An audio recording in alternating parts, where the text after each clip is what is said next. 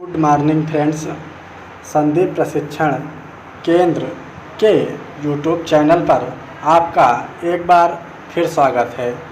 यह dictation 85 word प्रति minute के स्पीड से होगा।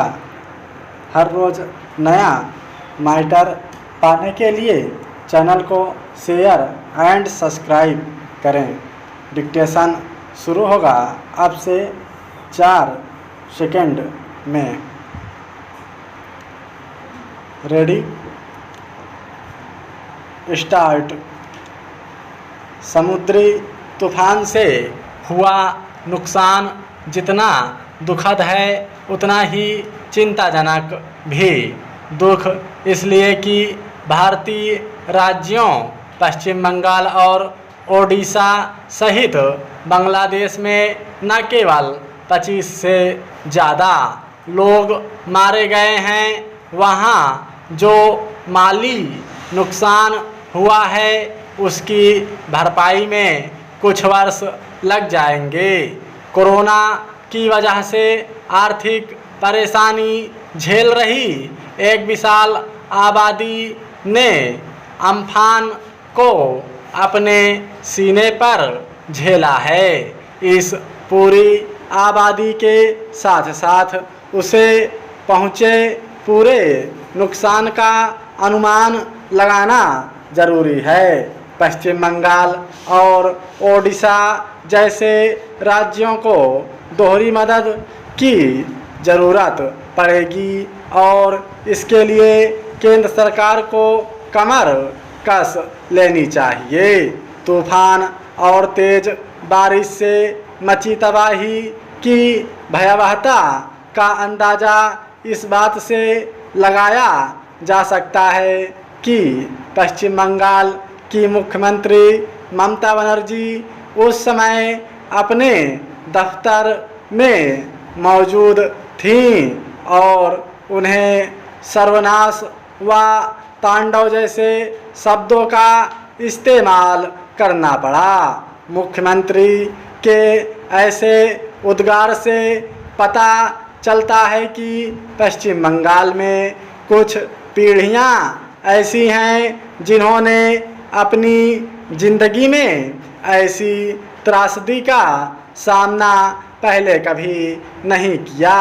असंख्य गरीबों और आम लोगों के आशियाने तबाह हो गए हैं। उन सभी को हर संभव मदद और मुआवजे की ज़रूरत पड़ेगी।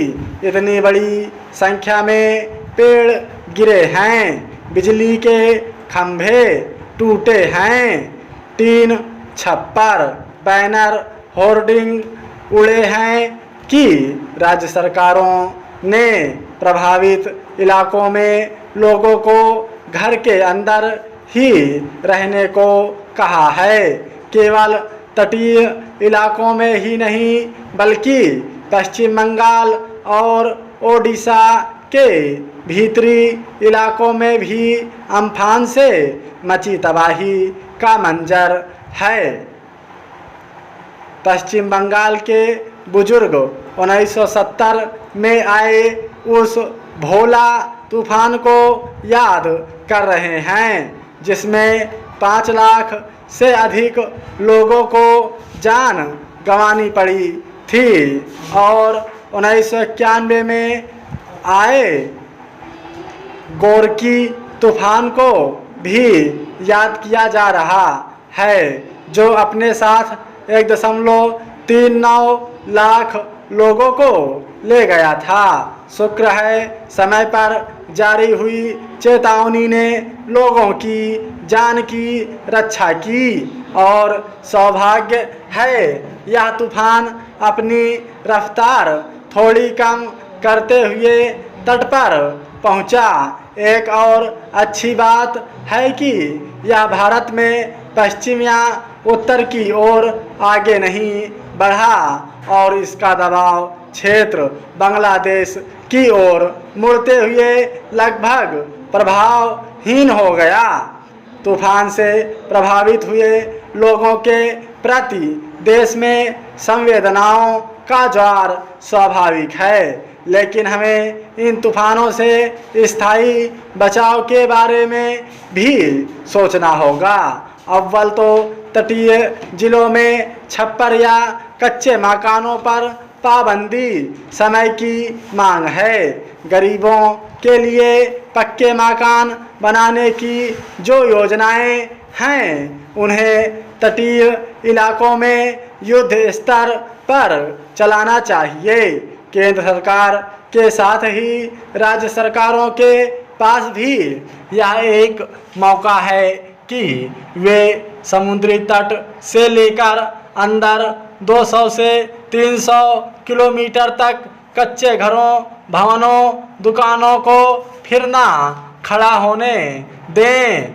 हम ऐसे दौर में हैं जब समुद्री जल का तापमान बढ़ रहा है और हर 2 या 3 वर्ष में एक बड़े तूफान की आशंका बनेगी।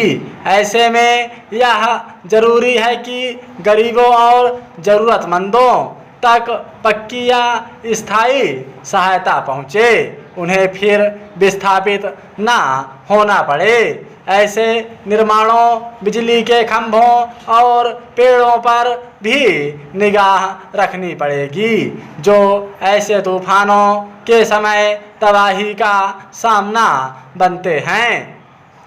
दिल्ली, कोलकाता से सुदूर इन इलाकों तक शासकों को पहले की तुलना में और उदार हो जाना चाहिए, तभी वे पीड़ितों की पीड़ा दूर कर पाएंगे। स्टॉप।